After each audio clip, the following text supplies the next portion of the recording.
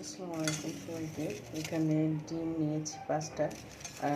ডিম চিনি একসাথে মিক্সড করে এটা গুলিয়ে নিয়েছি। আর এখানে ঘন করে দুধ জাল দিয়ে নিয়েছি। আর এদিকে ক্যারামেল বানিয়ে নিয়েছি। এখন বুঝতেই পারছেন আমি কি করব, পুডিং বানাবো বাচ্চার জন্য। ডিমের মিশ্রণটা আর দুধটা একসাথে আমি গুলিয়ে নিচ্ছি এখন। আর ক্যারামেলের ভিতর ঢেলে দিব। তারপর 30 মিনিটের জন্য আমি পানিতে সিদ্ধ করে নেব।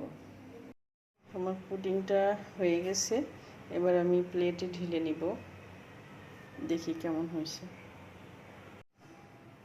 মাশাআল্লাহ, পুডিংটা খুব সুন্দর হয়েছে। এবার কেটে নেব আমি।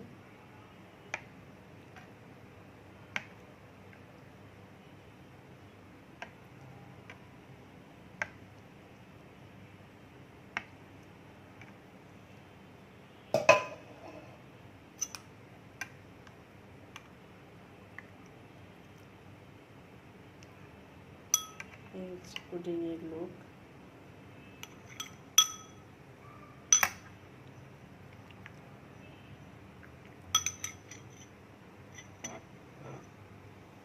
তো সবাই ভালো থাকেন। আসসালামু আলাইকুম।